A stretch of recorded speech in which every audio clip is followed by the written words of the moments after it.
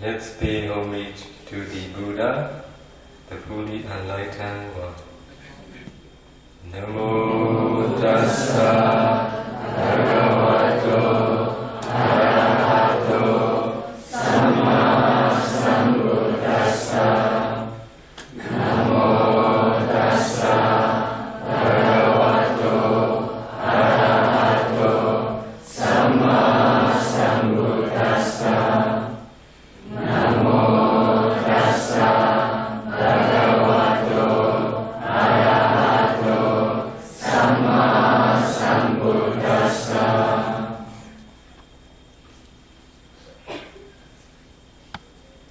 I will pay respect to the Buddha, the fully enlightened one, reciting one of the stanza, what I use to recite whenever I give the talk in my language, also in English.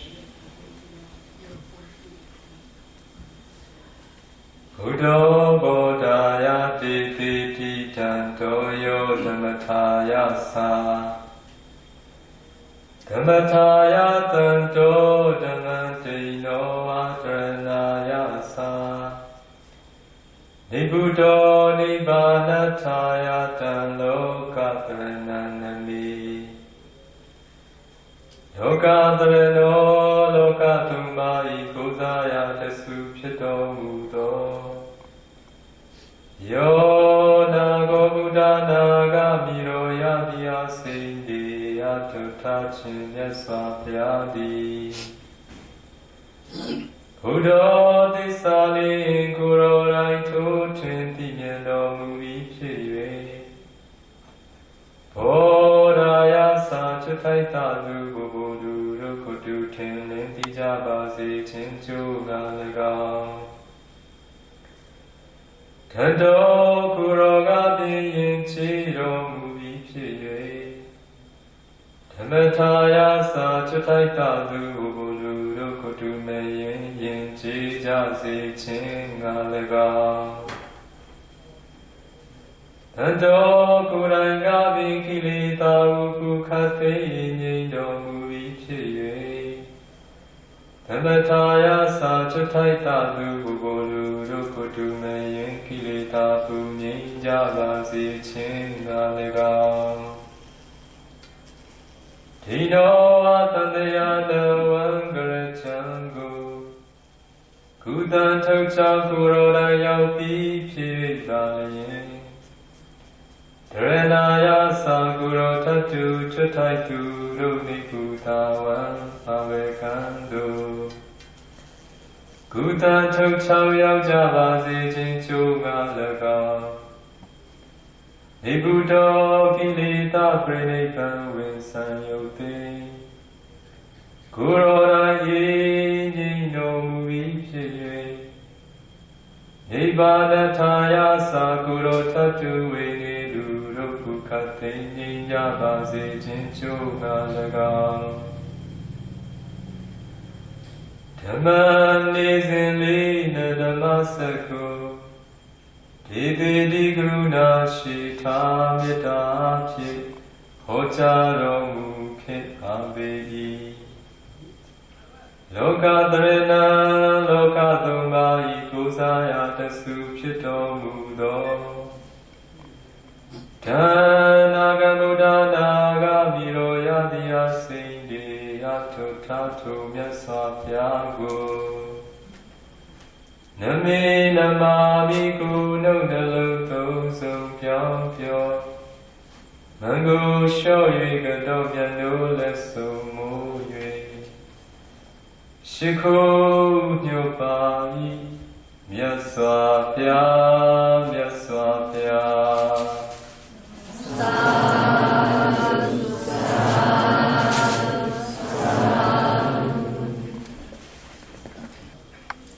Happy New Year. On the New Year Day, I'm going to give a talk. The name of the talk is How to Fulfill Parami in in the daily life, in our daily life. You know how to fulfill paramis in your daily life?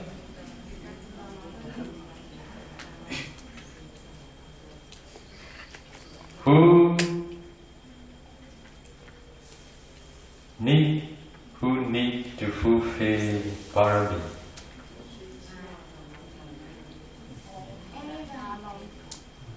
Those who want to make an end of suffering, those who want to realize the Dhamma, those who want to know the truth as they really are, those who want to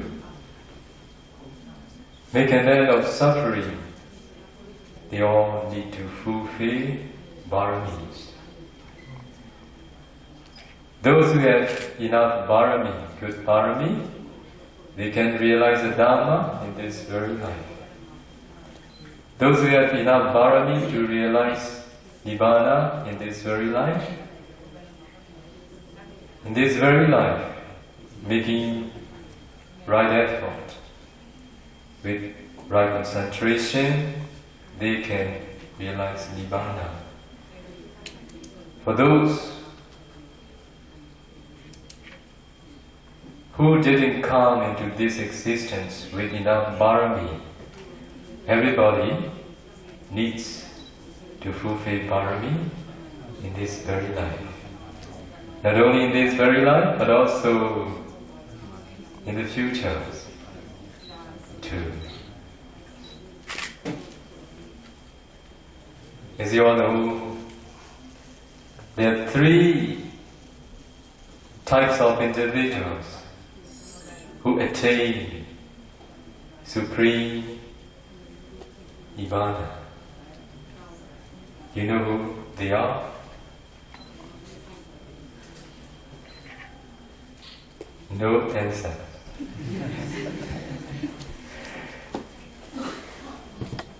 There are three types of individuals who attain supreme bliss, Nibbana, the deathless.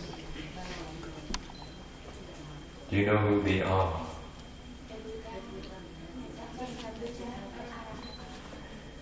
The Buddha, the Pacceka Buddha, and the disciples Arahant. Who is the Buddha? Who is Samma Sambuddha Buddha? And who is Pacceka Buddha? And who is disciples Arahant?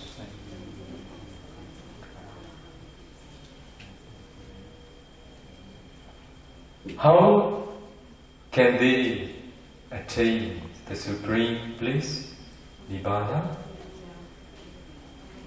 This is what we all need to know. For about the Samma Sambuddha Buddha, they translate it into omniscient Buddha, perfectly enlightened one, or fully enlightened one. He self-enlightened without the aid of any teachers. He became a Buddha. For about Pacceka Buddha, solitary enlightened Buddha. Do you like this translation? Because some may translate it into private Buddha. Private Buddha, silent Buddha, solitary enlightened Buddha. Which one do you like? Maybe solitary enlightened Buddha is the best of all, I think. Why do they translate it into? I will explain later. So, Pacceka Buddha, solitary enlightened one, also self-enlightened one, without the aid of any teachers.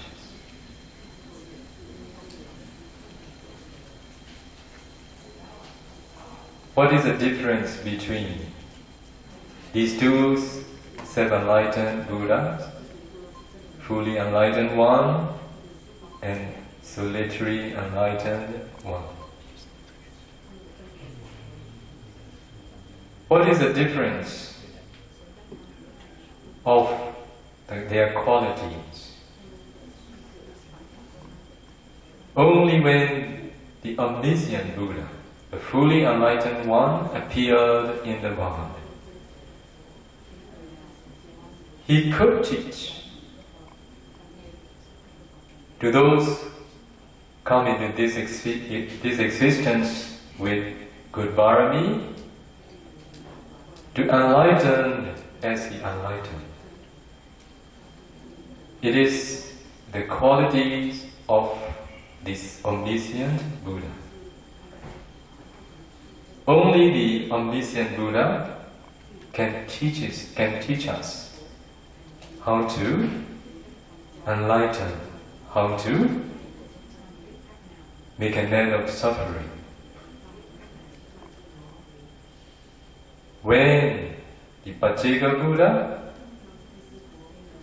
solitary Buddha, appeared in the world, even though he is self-enlightened one,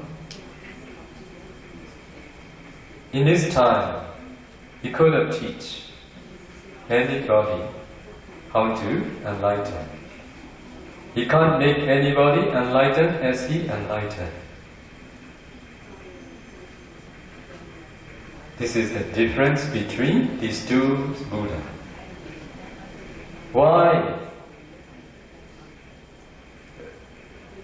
couldn't the Pacceka Buddha teach the way leading to Nibbana? Why could the omniscient Buddha teach the way leading to Nibbana? It is explained in the commentary. It is said that the enlightenment of the Pacceka Buddha, solitary Buddha, is like a person who is mute. So he dreamed. Can he say what he dreamed? What he dreamt? Because he is mute. Do you know what is mute? Cannot speak.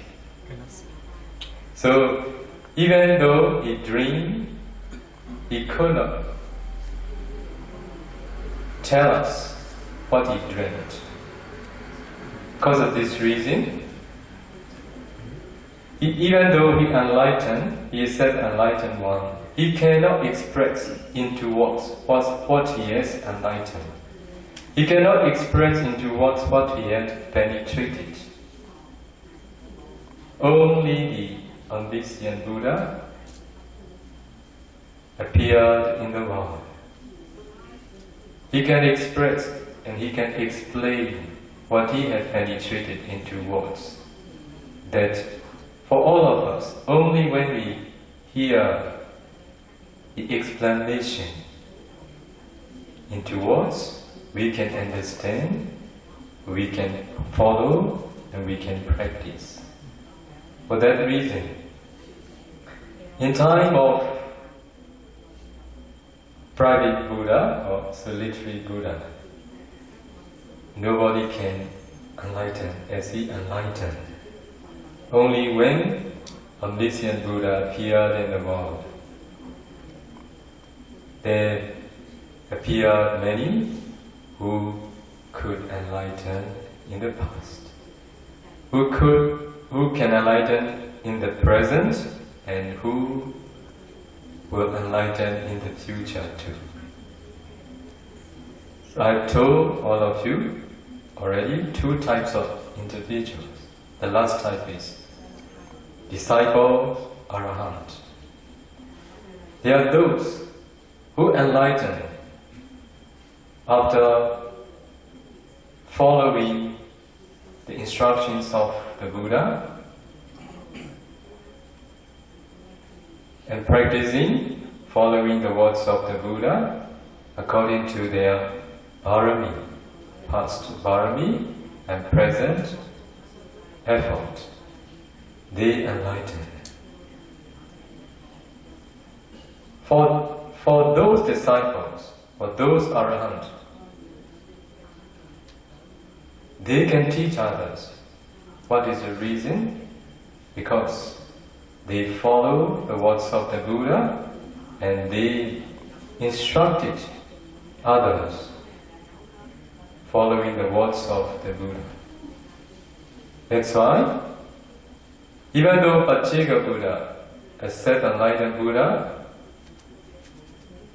solitary Buddha could not teach the way leading to Nibbana, the disciples of the omniscient Buddha can teach the way leading to Nibbana.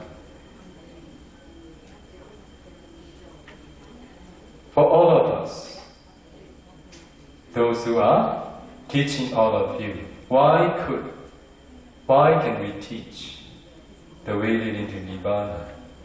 The reason is because of listening the words of the Buddha. The way leading to Nibbana appear in the world only because of the omniscient Buddha. This is not of any person's ability. It is just of the omniscient Buddha. For that reason, when we are going to teach the way leading to Nibbana, if we don't teach the way taught by the Buddha, how do you think? Is it possible for all of you to realize the Dhamma as they really are? Impossible. If you don't answer me, I give answer all of it. Impossible. That's why we all need to be very careful. If we want to do missionary work, or if we want to do for the good of others, in other words, if we want to teach others to realize the Dhamma as they really are, learn what the Buddha taught, follow what the Buddha taught, teach what the Buddha taught.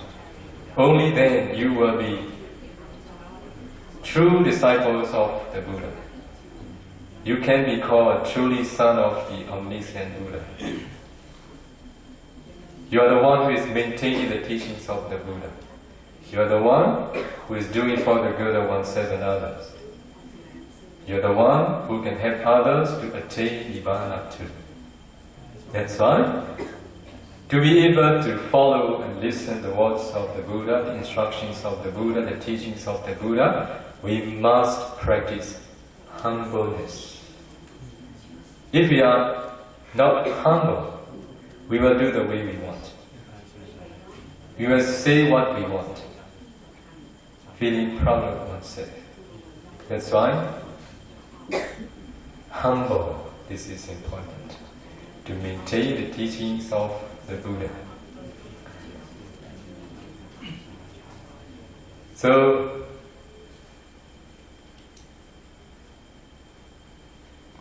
when the Buddha appeared in the world, he teach the Dhamma, mostly for the realization of the Dhamma in this very life.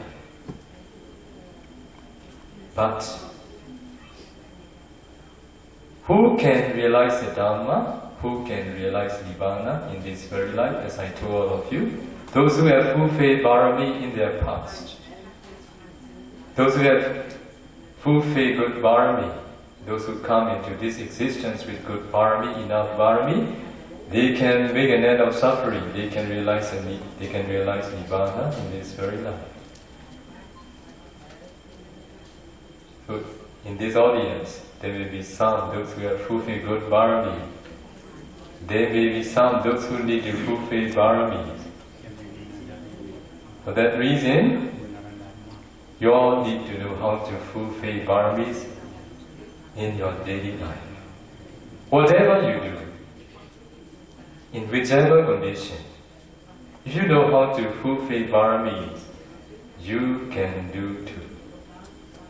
If you talk about fulfilling the Parami, sometimes we think very special.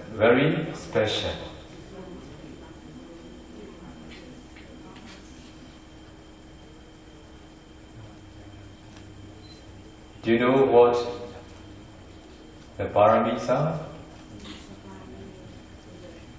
What are the Paramis? What are the perfections? No answer.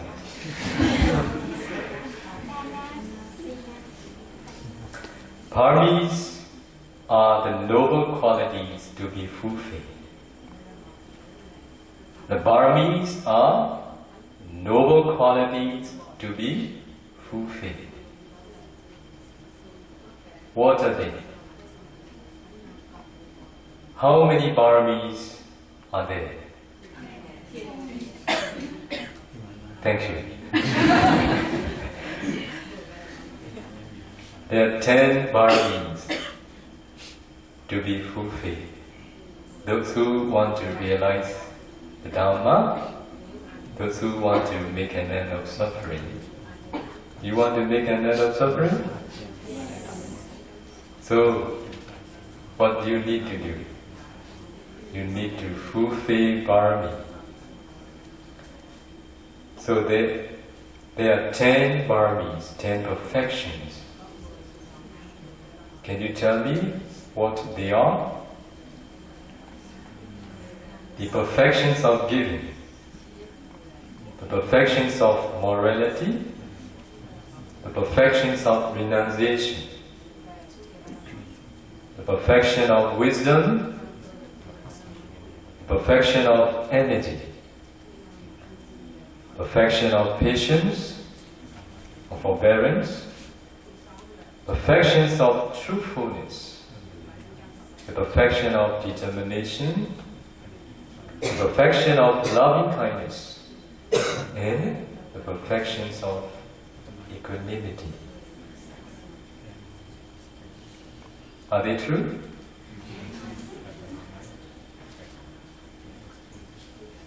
So,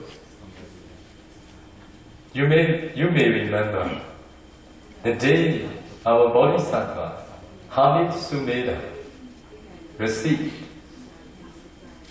the definite prophecy from whom?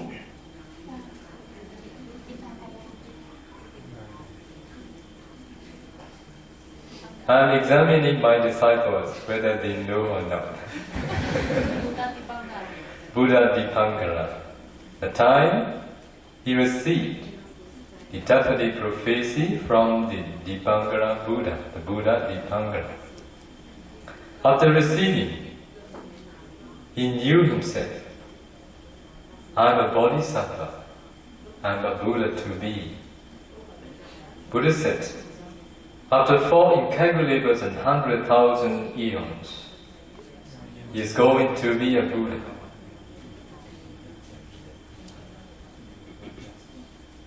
When he knew himself, I'm a Bodhisattva, he reflected the sequence of the Paramis to be fulfilled. Nobody taught him. Nobody, without the aid of anybody, he reflected it. It is the quality of the Bodhisattva.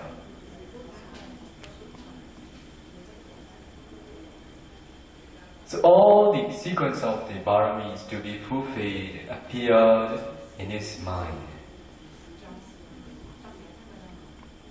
So as I told all of you, the perfection of giving, the perfection of morality, the perfection of renunciation, and so on.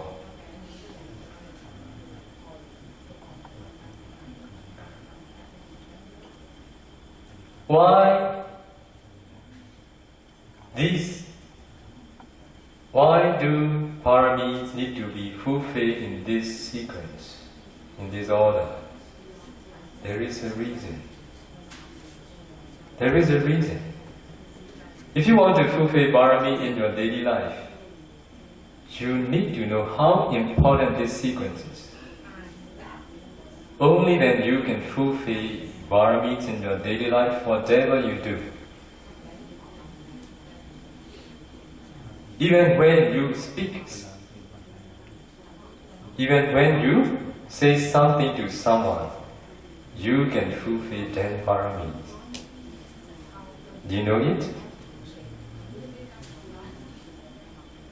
Do you know? No answer. How to do? Those who don't give any answers. Do you know? Even though when you speak, you can fulfill 10 paramis.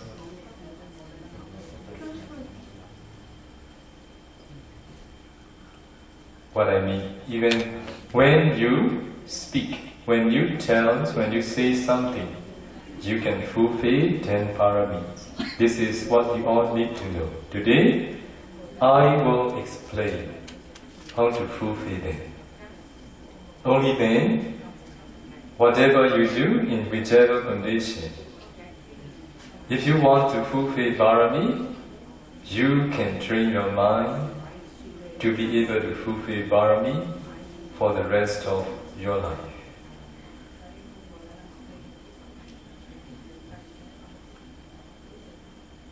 First of all, I will explain the way the Buddha taught, and then I will explain how to fulfill Paramis even when you say something to someone.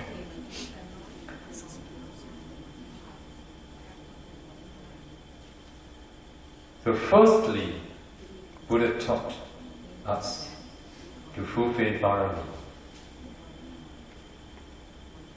The first Parami is a perfection of giving.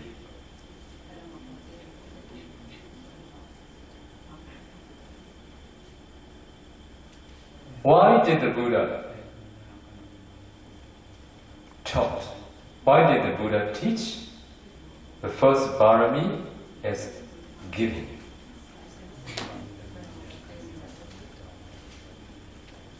Among all Paramis,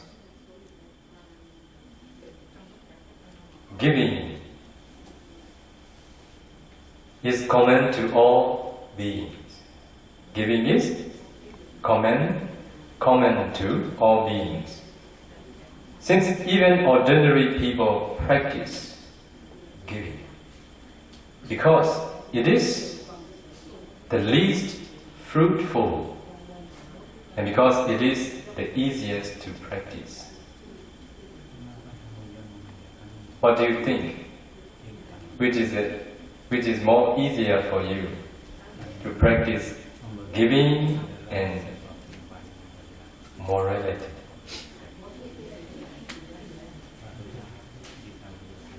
Normally, when we were layperson, all of us understand giving is easier to do than practicing morality. Because of this reason, when the Bodhisattvas Hamitsumeda reflected the sequence of the Paramis, the first Parami that appeared in his mind is perfection of giving, which is the most easiest one to do, which is common to all beings, and which is the least fruitful.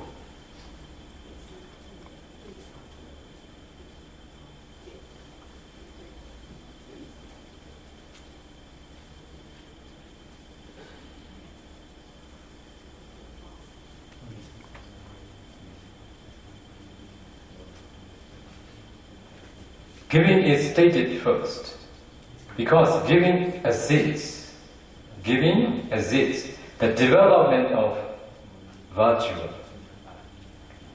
Giving assists the development of virtue.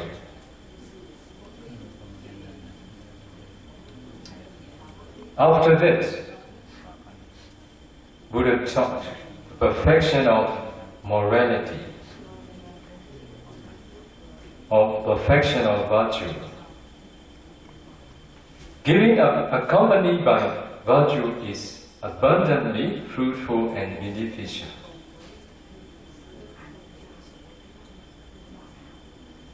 what is abundantly fruitful and beneficial? Giving accompanied by virtue is abundantly fruitful and beneficial.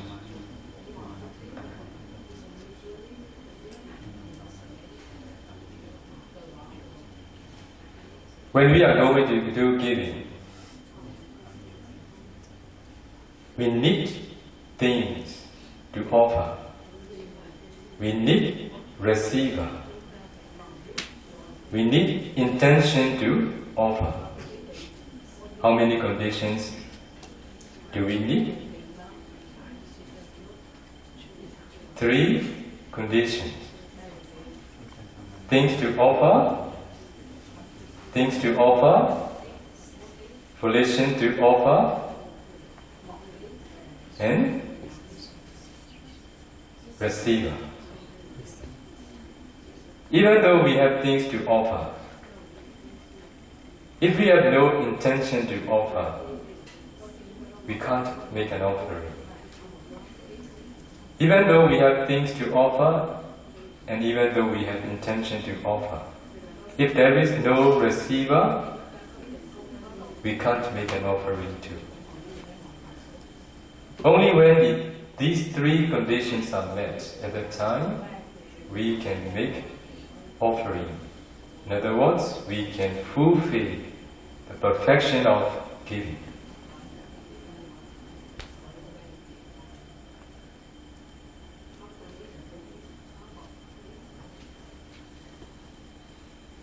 To make giving give abundant and fruitful results,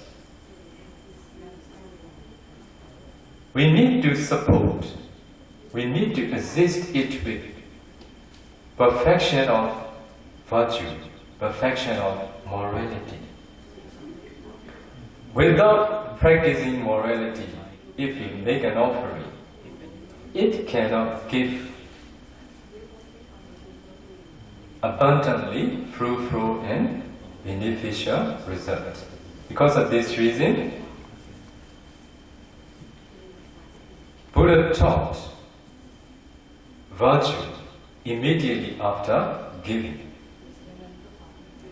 Giving accompanied by virtue is abundantly fruitful and beneficial.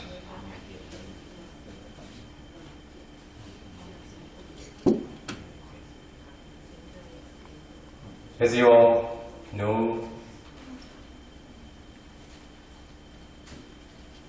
giving is easier to do compared to perfection of morality. Also, when you want to do giving, as I told all of you, you all need 3 conditions. For that reason, you need to make money, you need to collect things, you need to find receivers, and you need intention.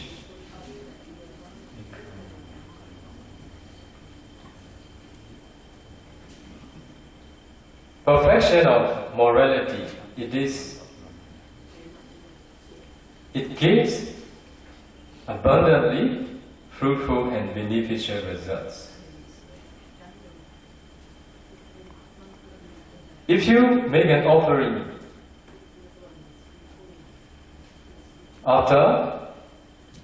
based on morality, it will give its result abundantly.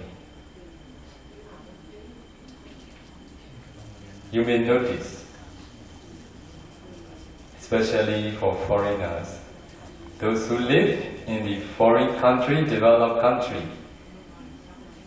many people, they feed dogs in their home. Compared to the dog in Myanmar, they could get more better food than the dogs here. Do you agree? Do you agree with me? Yes. What is the reason? in their past, they have made an offering. They have practiced giving. Because of this reason, when it gives its result, they get better food. Do you want to get better food as a dog? Giving can give its result. Abundant wealth. When you were born as humans or deva. And also, when we are going to be reborn as dogs, also we can get abundant food too. But I believe you don't want to be reborn as dog. You want to be reborn in a good realms. If it is so, you all need to practice morality. If you practice giving, accompanied by virtue, when it gives its result, you will be reborn, you are going to be reborn in a good realms, and because of giving, you will become a worthy person, a rich man.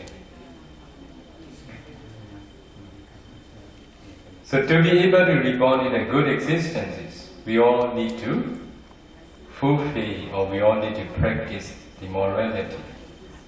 Just with giving, we are not sure. So with virtue, with the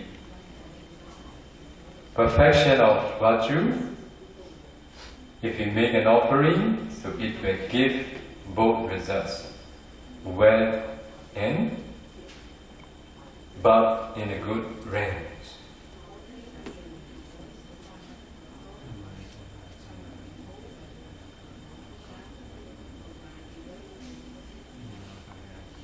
Another thing, we have no right conditions all the time to do offerings. As you know, we all need three conditions that we have no right conditions all the time to do giving. But if you practice the perfection of morality, you know you can make giving too.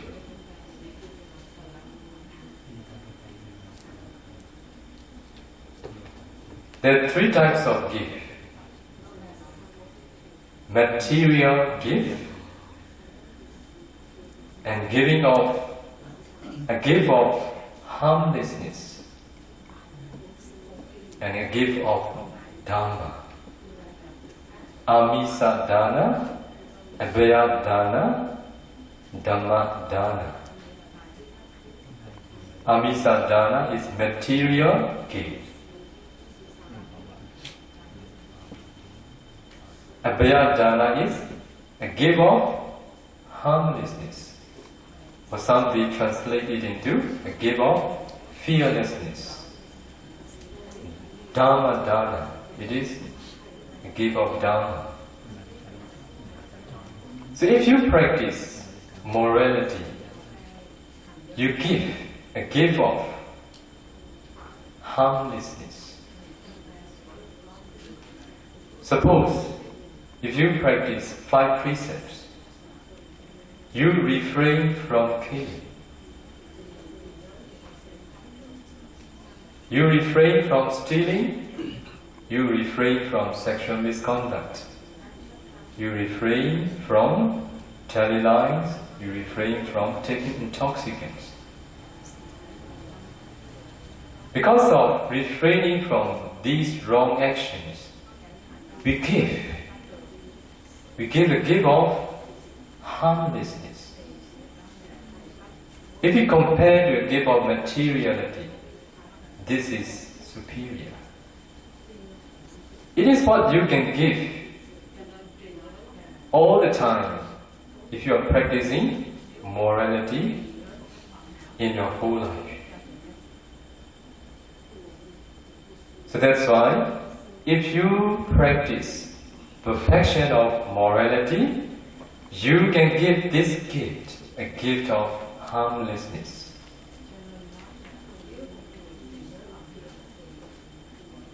You refrain from killing, you give of harmlessness. You refrain from stealing, you give a gift of harmlessness. You refrain from sexual misconduct, you give a gift of harmlessness, of fearlessness. Because of refraining from telling lies, you give a gift of harmlessness. Because you give, because you refrain from taking intoxicants, you give a gift of harmlessness.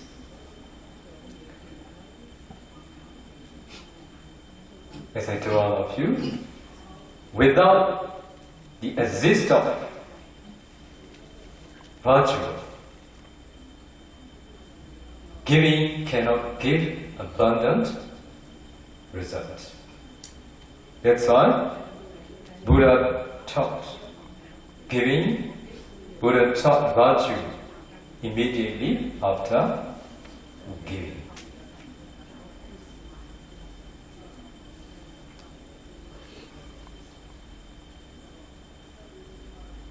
So to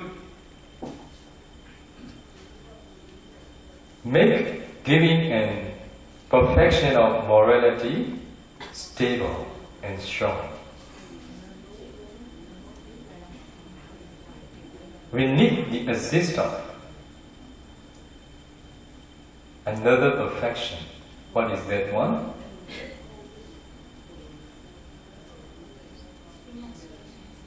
The perfection of renunciation. Because of this reason, Buddha taught the third perfection, perfection of renunciation. Without the existence of this, we cannot really do perfection of giving, perfection of morality. What is your understanding? What is renunciation?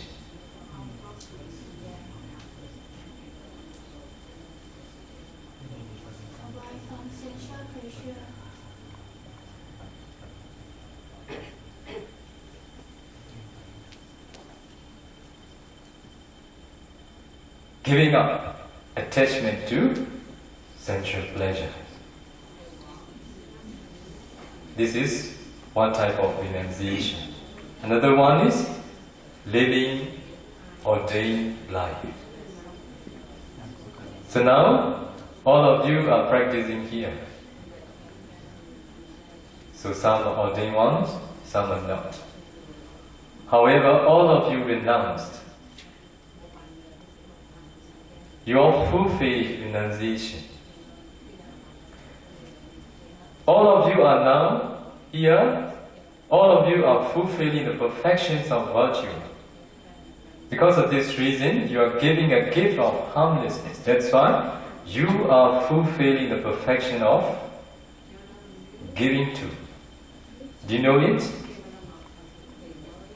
Not only when you give a gift of materiality, you fulfill the perfection of giving.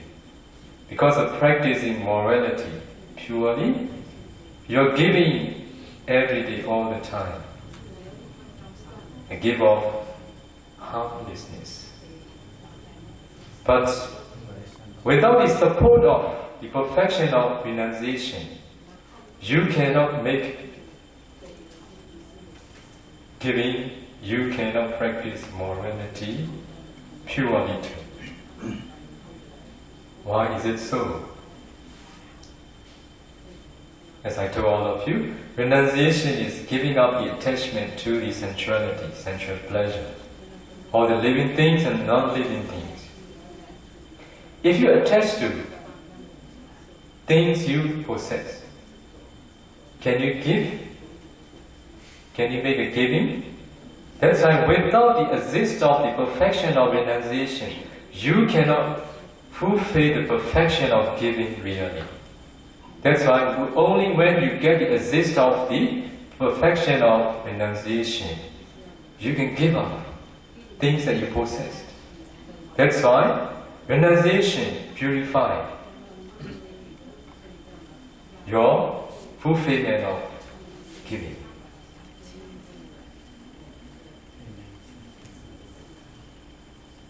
Also, if you don't practice renunciation, you cannot really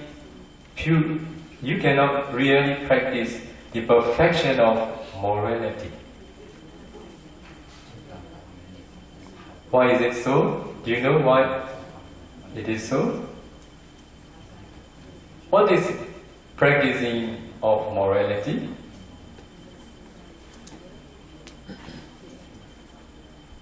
Killing, what is killing? Why do we kill? Sometimes because of greed, we kill. But in time of killing, with anger. Sometimes we want something, we desire something. When we don't get what we want, we are very angry with it. Because of that anger, sometimes we kill. That's why the cause is greed. Because of greed, because of desire to get something, when you don't get, you become very angry and then you kill. Why do we steal? Because of greed, attachment, craving and desire. Why do people commit sexual misconduct? Because of craving, because of attachment, because of lust, because of passion. In other words, because of greed, because of attachment. Why do we tell lies?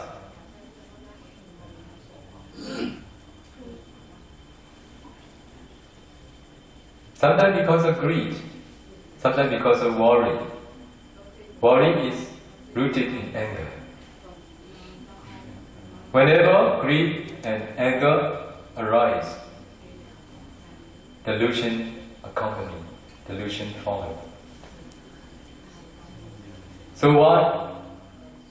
People, they tell lies because of sometimes because of anger, because of greed, because of attachment, because of fear, because of fear of losing something. Fear of losing rooted in anger. That's why who can practice morality pure? Okay, consider. The last one. Why do people take intoxicants? Sometimes because of greed, sometimes because of attachment, sometimes because of craving, sometimes because of anger too. So the cause of committing all the wrong actions are defilements. As I told all of you, renunciation means giving up attachment to living things and non-living things. To be able to practice perfection of morality, you need to give up attachment. You need to give up your anger. You need to give up your delusion.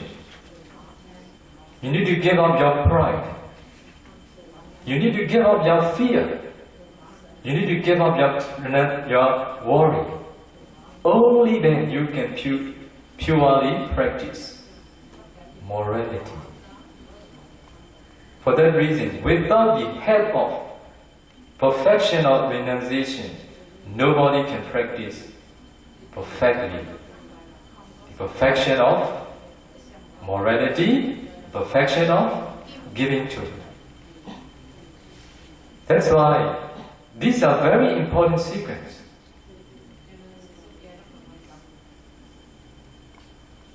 Without this that cannot be practiced really.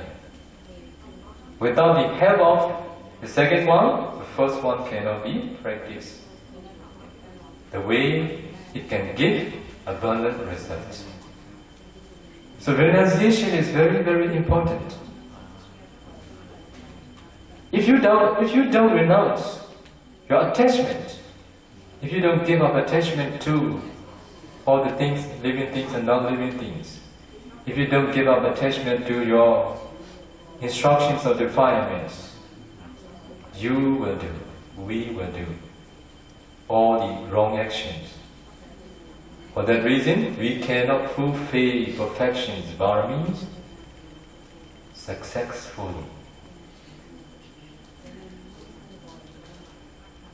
After perfection of renunciation, what did the Buddha teach?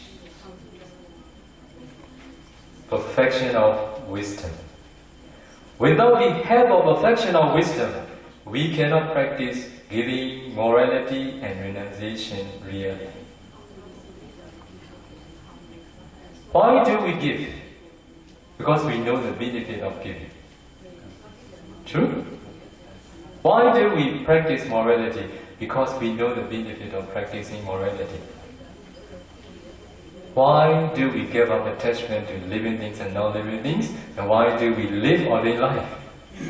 Because we know the benefit of it. That's why without understanding the reality and benefit of all the formal perfections, can we practice successfully? Impossible. That's why perfection of wisdom support the formal three perfections to be fulfilled successfully. Do you see it?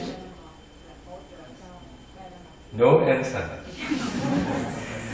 Very good audience. Maybe they are deeply listening, I think. They only want to listen, not to give an answer. Okay, now you understand. Why does the Buddha teach, or why did the Buddha teach perfections in this order, in this sequence? So without the existence of the perfection of wisdom, we cannot successfully fulfill the formal three perfections.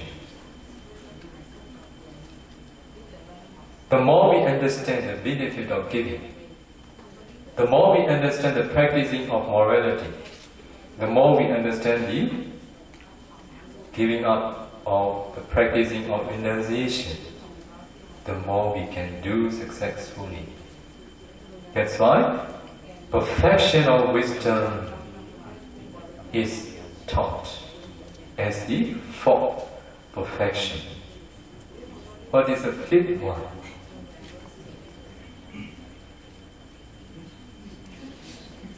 Eh? Perfection of energy. In Pali, viriya. So without the assist or without the help of perfection of energy, how do you think? Can we make giving? Can we practice virtue, morality? Can we do renunciation successfully? No. No. To make an offering, we need to make an effort. With the understanding the benefit of giving, even though we have understanding, if we don't make an effort, we cannot successfully do. That's why we need the help of the perfection of energy to do giving, even though we have the right understanding, the benefit of giving. In the same way for practicing morality, even though we know the benefit of practicing morality, if we don't make much effort to refrain from killing, to refrain from stealing, to refrain from taking intoxicants, to refrain from committing sexual misconduct, to refrain from telling lies, how can we successfully fulfill this perfection of morality? That's why, without the help of perfection of energy, no one can fulfill the formal three perfections.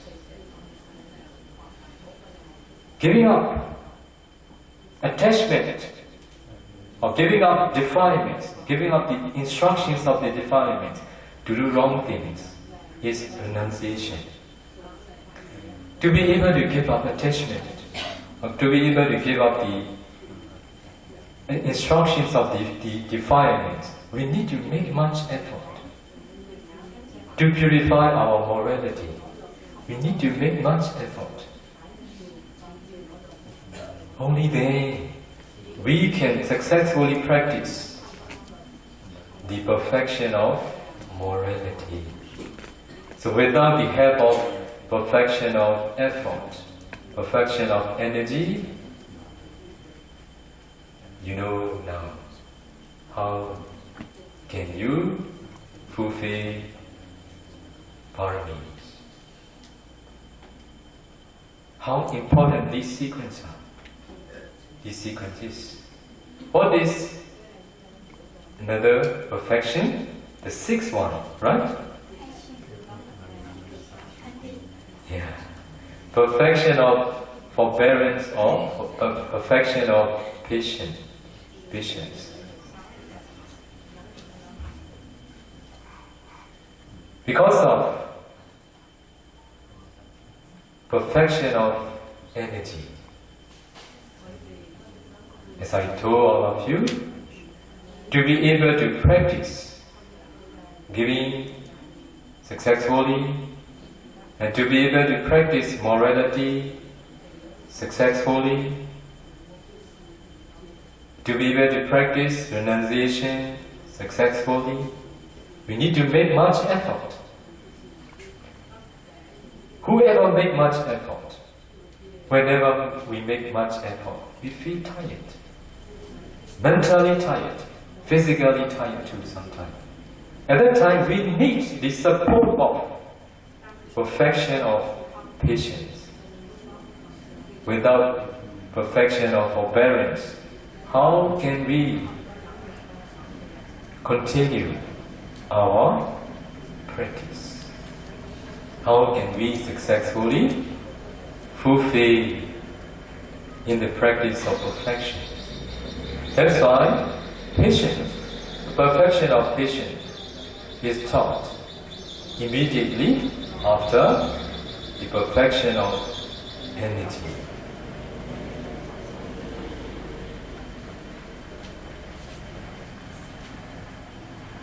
As the Buddha said, patience is the way to Nibbana.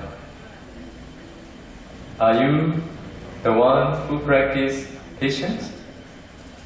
Or are you not the one? If you want to realize Nibbana, you must be the one who practices the perfection of patience.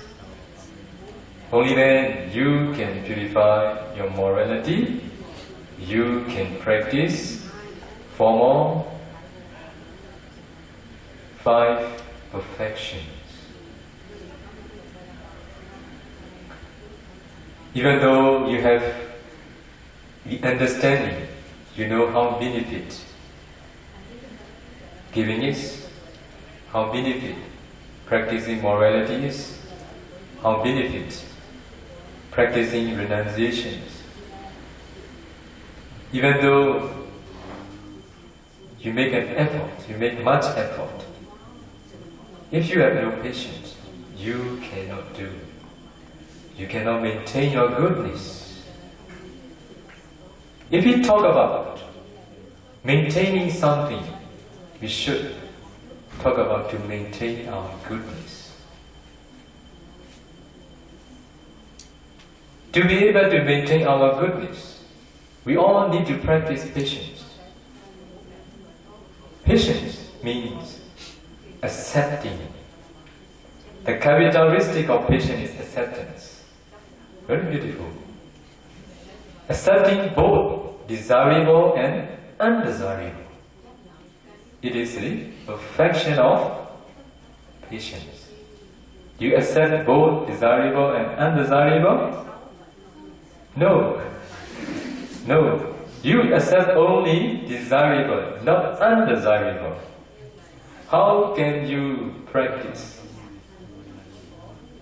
successfully along the way fulfilling the Paramis? That's why perfection of patience is the way to Nibbana. The characteristic of patience is acceptance. Accepting both desirable and undesirable. We all want to accept only desirable. We all feel very angry when we encounter undesirable, which can make you more mature because of desirable or undesirable. You see? Undesirable things make you more mature. That's why undesirable thing is what we should welcome. Because of praising, if you are proud of yourself, you become immature. Okay? That's why the more we are blaming, the more we are complaining, we become more mindful. We reflect ourselves, what is wrong with me? What did I have? What did I do? What I have done? Is there anything wrong with me? Or they are just complaining without any reason? You need to reflect. You need to investigate. You need to analyze. You need to be more mindful. You need to train yourself more. You need to be careful. That's why undesirable thing is very, very good for all of us. Okay? Very, very difficult to accept, but we all need to practice. We all need to accept it. We need training. We need training. Only when we understand, we are very happy to practice, even though it hurts us. Even though it is difficult, we try. We try. That's why having no right understanding leads to a misery. Misery of life, here and hereafter. That's why right understanding can shine or can tell us how to live a better life. Now you understand how important the practice of patience is. What is another perfection?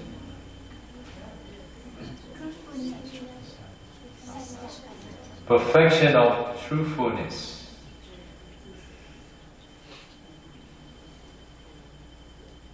How can we fulfill perfection of truthfulness?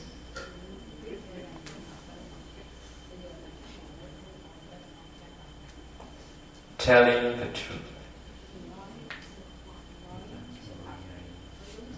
Fulfilling or doing as we promise. Is there any condition or any occasion in your life you didn't fulfill as you promised to someone? If you don't do so, you are not fulfilling this perfection. Whenever you are going to say something, say the truth. Whether they like it, whether they don't like it, doesn't matter. Important thing is to tell the truth, to be able to fulfill perfections of truthfulness. Another thing, only when we know the natural law of the Dhamma directly,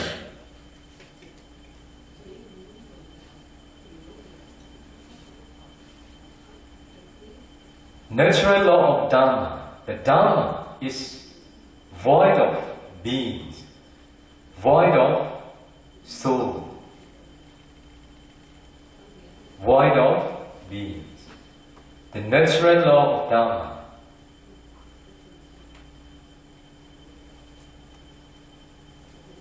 If you have this understanding that there is no beings, there is only natural law of Dhamma, which is void of soul and beings, at the time you can practice perfection of truthfulness.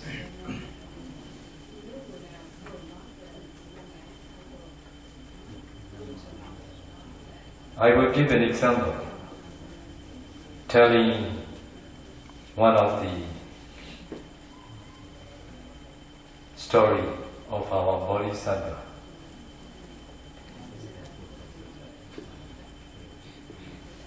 This story is told of the Bodhisattva. In the existence of a monkey, he saved a Brahmin who had fallen into a deep chasm. Right? Chasm. Chasm, yeah. C-H-E-S-M.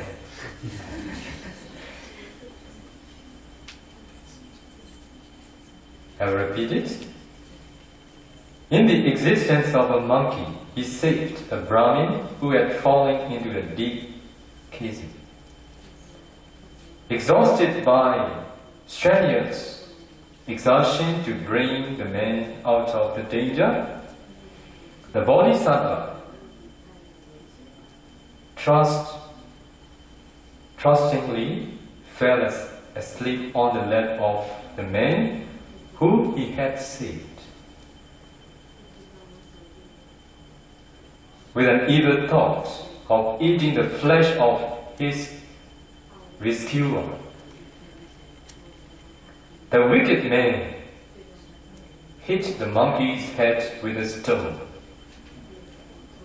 Without showing any anger and patiently bearing the injury on his head, the Bodhisattva continued his effort to save the man from the danger of wild beasts.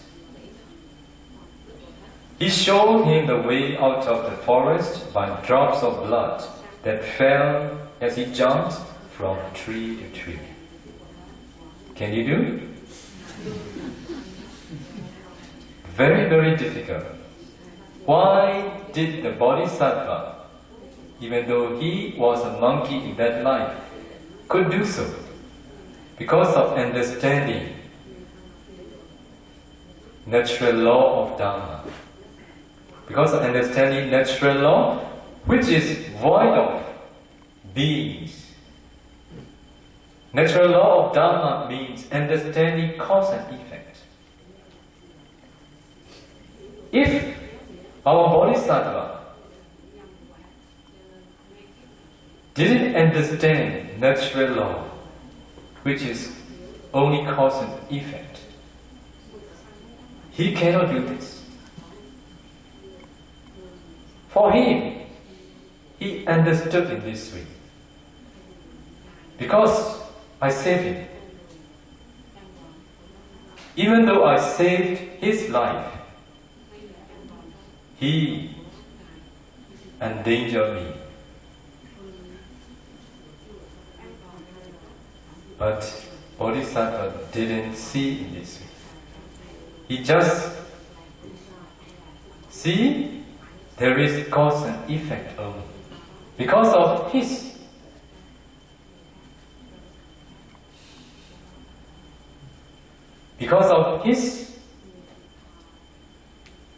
wickedness,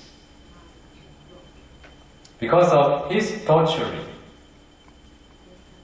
he could practice patience.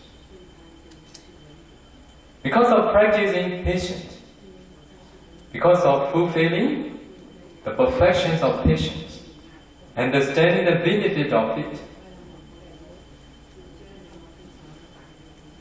I'm going to become a Buddha in the future. He's the one who helped me the way to become a Buddha. This is natural law. If you see someone as a doer, we can't forgive him. We want to do revenge because we don't see the actual cause. Actual cause is not a person.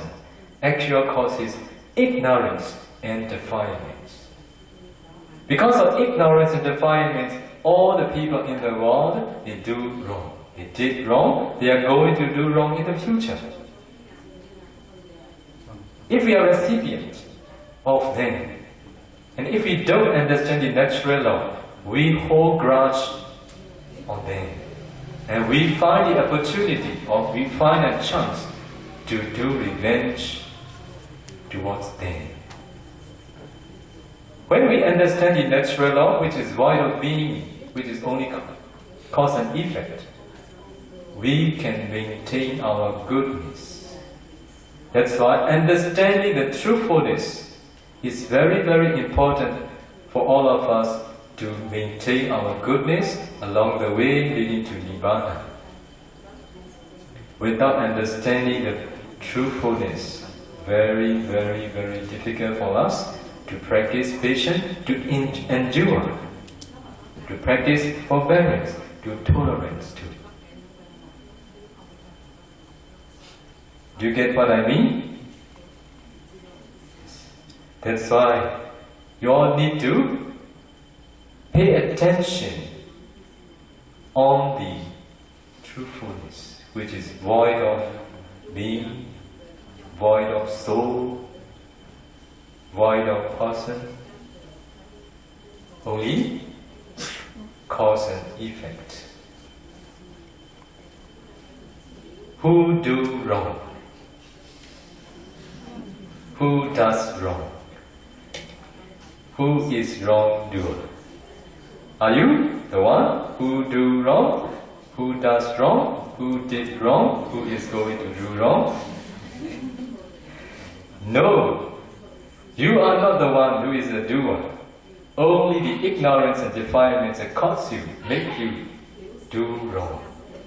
That's why if you see someone do wrong towards you, if you find the real cause, actual cause, you can forgive him easily. How pity they are if they have done wrong. We don't need to punish anybody, those who have did something wrong.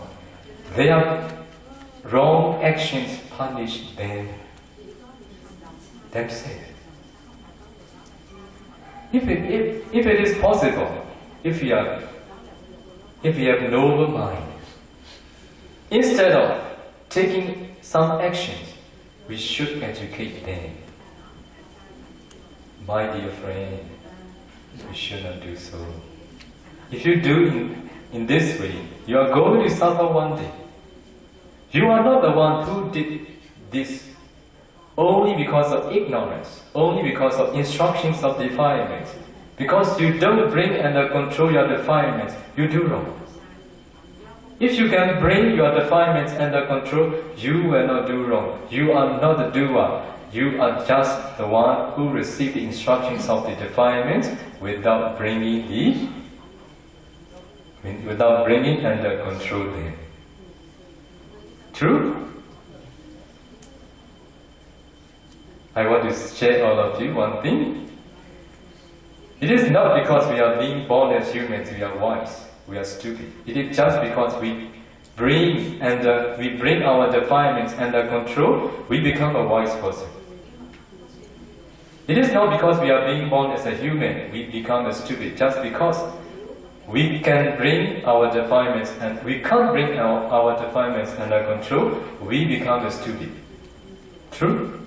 That's why the cause is defilement. The cause is ignorance, not knowing the truth. Those who don't penetrate the Four Noble Truths are covered, their mind is covered with ignorance. That's why they may do wrong. Because of wrongdoing, they are going to suffer in the future. That's why we don't need to give any punishment. Buddha never gave any punishment to any bhikkhus. He just shared with bhikkhus. If you have done this wrong, if you have done wrong something, this is a way to cure. He never directly gave any punishment. If we are honest, we can listen the instructions of the Buddha to purify our morality, of our all the wrong actions too. That's why, to be able to practice patience, to be able to practice all the perfections, we all need to see the actual cause, which is beyond our seeing. We see beings, we see men, we see women, we see them as a cause. We don't see the actual cause. If we don't see the actual cause, how can we live peacefully? How can we practice patience? How can we make maturity of our mind and life? Now you see how important the sequence is. What is another perfection? Determination. Determination. Perfection of determination. Even though you know the benefit of all the perfections, even though you practice patience, even though you know the truthfulness, if you are not determined, now you see the bodhisattva, the monkey, who practice the perfections of determination, even though another person harm him, destroy him, he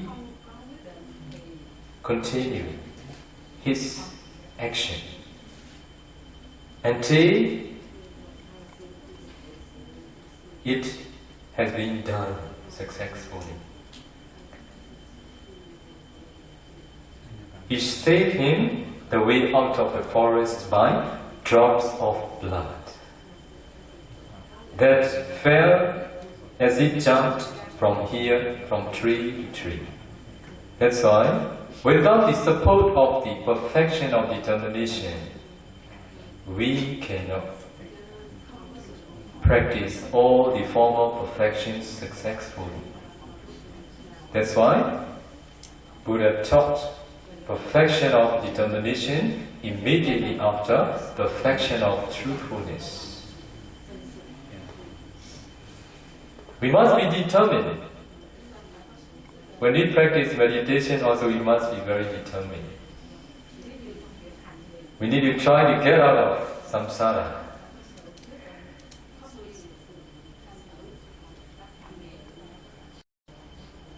What is another perfection? Loving kindness. Loving kindness.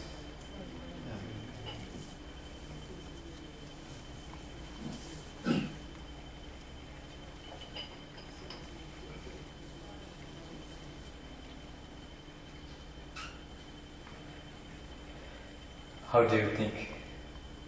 Can we fulfill Parami harming others? Can we fulfill Parami harming oneself and others? No answer. What is your answer? Impossible. Impossible.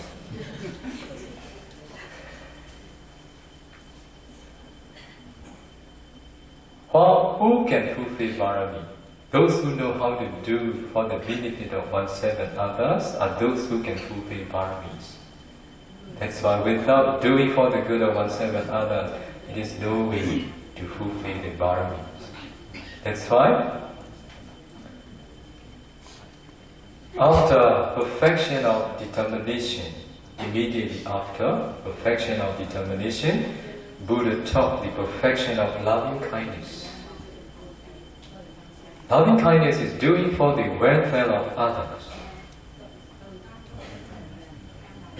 Giving, doing for the good of others. Practicing morality, giving a gift of harmlessness. Not only to others, not only to oneself, but also to others. If we care mosquitoes. We see the death of mosquito. You see only the result, which is a death of mosquito. How do you think? Can we harm others without harming ourselves?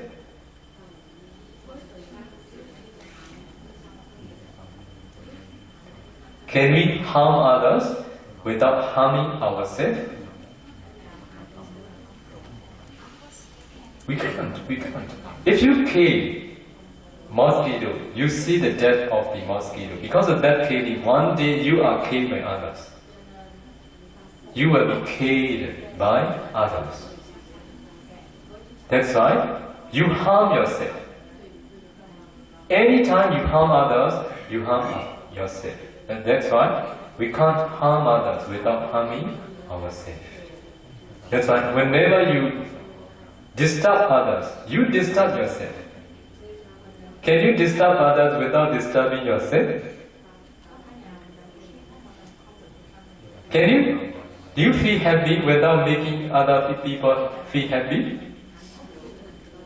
No. If you want happiness, you need to make other people happy. That's why this is the law. This is action and reaction. This is natural law. Whether Buddha taught, whether Buddha didn't teach, it is all the time true.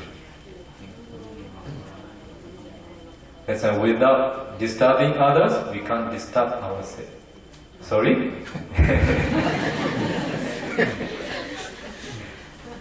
Sorry. You know. Without harming ourselves, we can't harm anybody. Without disturbing ourselves, we can't disturb others. That's why we all need to practice loving kindness to do for the happiness of others and for the happiness of ourselves. What is metta, loving kindness? Metta is doing for the good of others. Whenever you want to do for the good of others, if you just emphasize what you want to do, it is not real metta. We all need to emulate the Buddha. Every early morning, Buddha surveyed the world with Buddha's eye, who I should teach the Dhamma today. Someone appeared in the Buddha's eye because of their past Parami. How far it is? Buddha go there.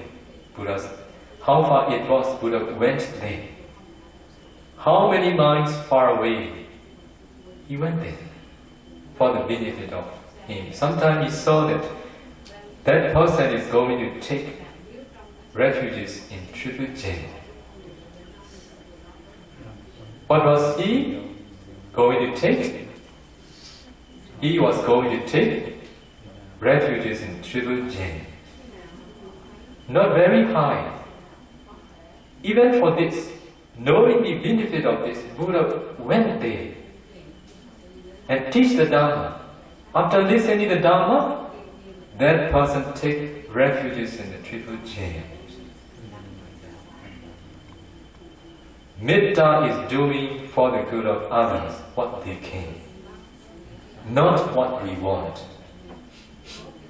If we emphasize doing what we want, if other people can't do it, it is just fulfilling our the desire only. We are not considering what other people can do. That's why actual metta, real metta means doing for the good of others what they can, not what they can't. Sometimes Buddha went to see someone because Buddha saw that he is going to practice 5 precepts. Sometimes Buddha saw someone is going to attain first pattern fruition. Buddha talked to such extent only because Buddha knew that he could do such thing. This is metta. If we emphasize doing something what we want, telling, expressing, this is my metta, this is my loving kindness. No, If you do so, there will be conflict even between parents and son, between friends. That's why, if we don't want any conflict, develop true loving kindness, doing for the good of them what they can. Only then you can maintain your goodness. You will not be angry with them too. If they don't do what you want to do, what do you feel? You feel angry. You don't want to do for the good of him anymore. He doesn't listen to me. I will not give a hand anymore. I will give up. I will neglect. This is not metta. Okay? This is what you did based on your desire. Many parents also, they show in this way. This is my metta, you must follow. No, no, no. Please don't do in this way. Also, I will not do to all of you. I will do what you can only. If you come and report me, I will listen. Sometimes I will suggest you please come and interview. If you don't come, I will not say anything. Because you are not willing to do. That's why I want to be happy with my actions, all my actions. However, regular interview is important.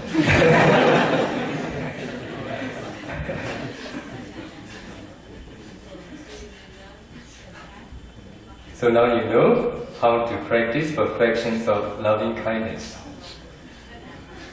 What is the last one? Equanimity.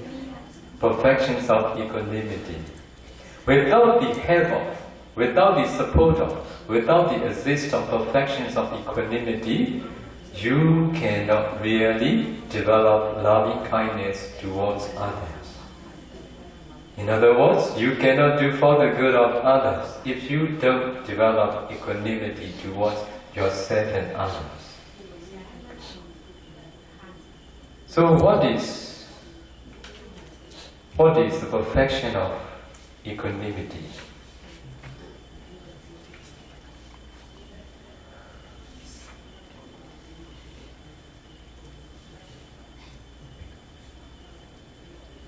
Equanimity has a characteristic of promoting the aspect of neutrality.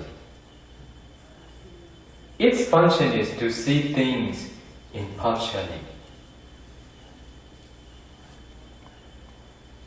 Because equanimity purifies loving kindness.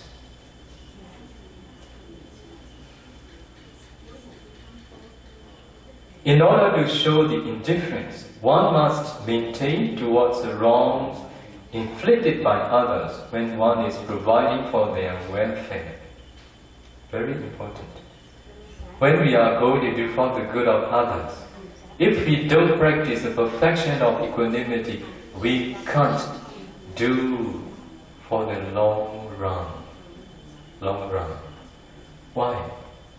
Even though we are doing for the welfare of many, among them, those who receive my loving kindness and my well-being, my good actions, they complain, they insulted me, they blame me, in front and behind me.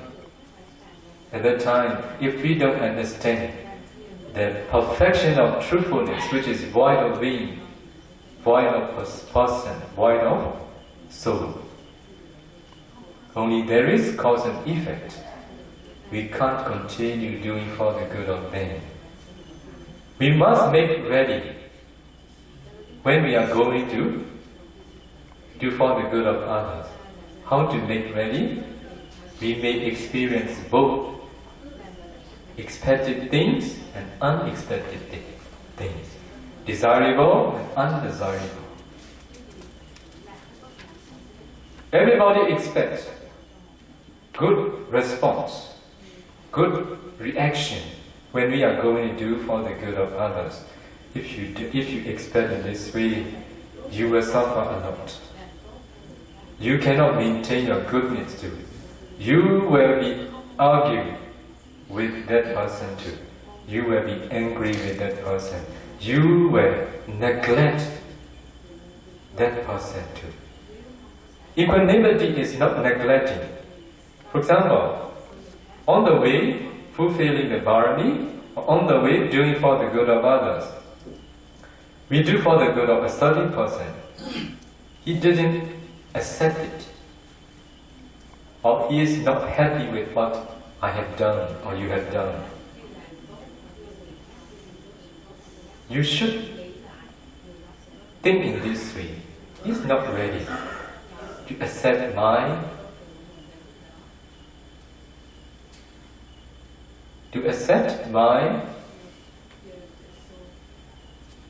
action, which is beneficial for him.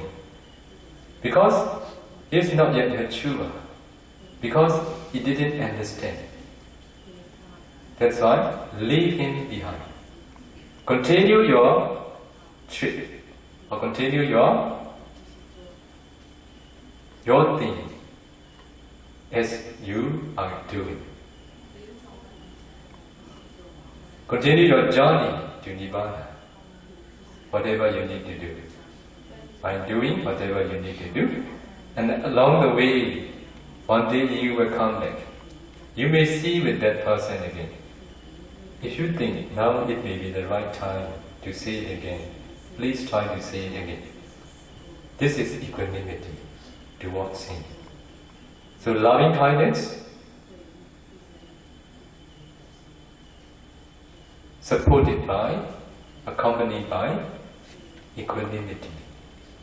Only then, only when we develop the perfection of equanimity, we can maintain for the good of, we can maintain our goodness, we can maintain the way we are walking on without feeling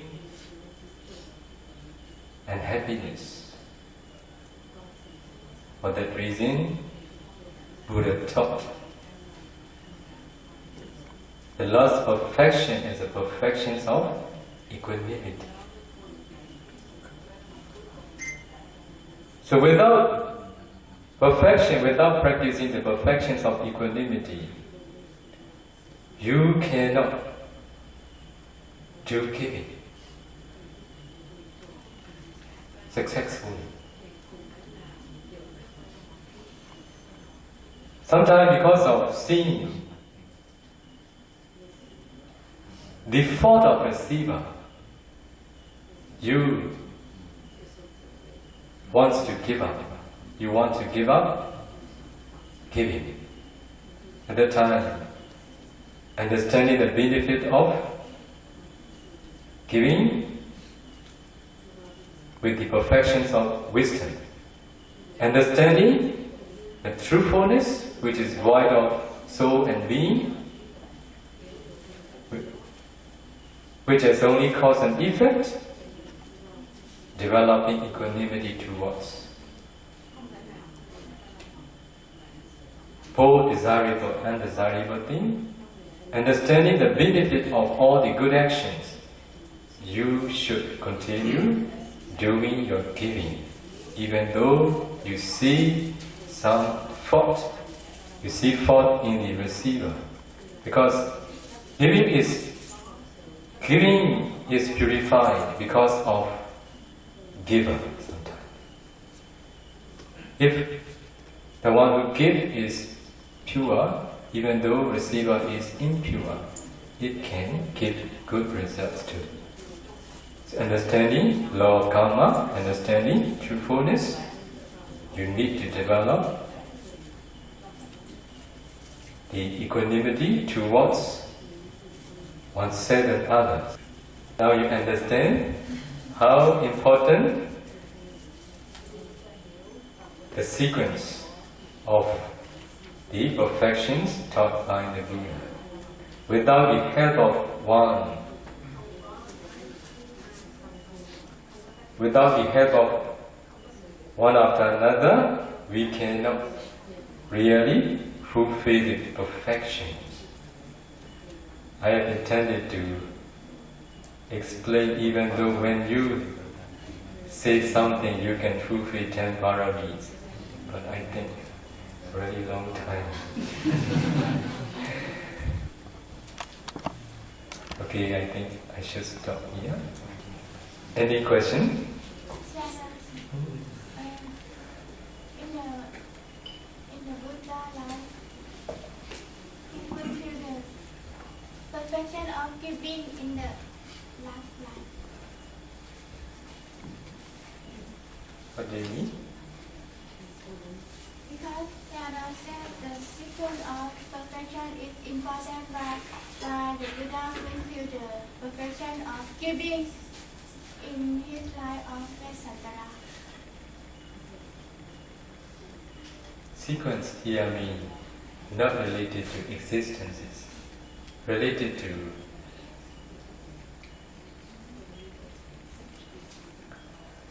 when we are going to do giving. Without the assist of morality, we cannot get the abundant result. Without the help of the perfection of realization, we cannot really give up. This is the reason. Any existence, we can do anything. But with the assist of this, you can successfully do. Otherwise you can't. Okay? Sayadaw, I still cannot differentiate between Kanti and Upekkha. I always thought that Upekkha is related to the feeling when this is not too happy, too sad. But with your explanation just now, it's more, for me, it's more to Kanti than Upekkha. Can you please give another example? What is the difference between the Kanti and the Upekkha? Thank you.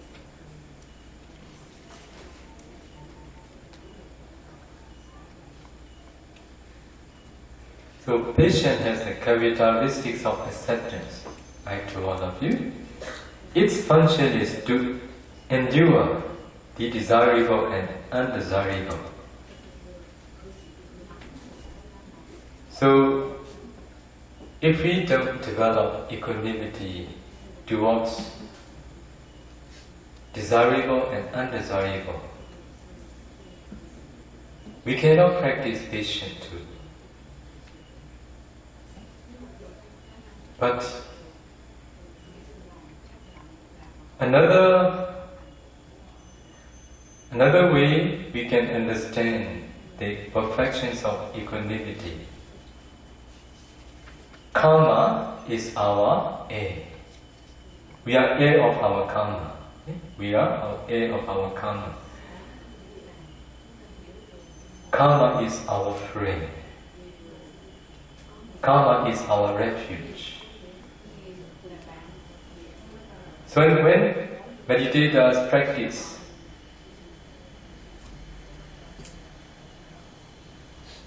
Brahma Vihara, for sublime abiding, at that time they need to practice loving kindness, metta, compassion, karuna, sympathetic joy, mudita, and equanimous mind towards equanimity, which is upekkha. However, we are going to do for the good of others. For example, we read metta, may he be well and happy. This is metta. However, we want them to be well and happy. However, we want them to be free from suffering, which is karuna, compassion.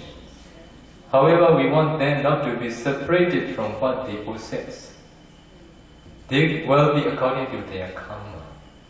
This is upekkha. Okay? Even though we are going to do for the good of others with the 9 perfections of loving kindness. Even though we endure when we encounter difficulty. Even though we want to continue having, then many times or sometimes they cannot be as we wish. They cannot be as we want.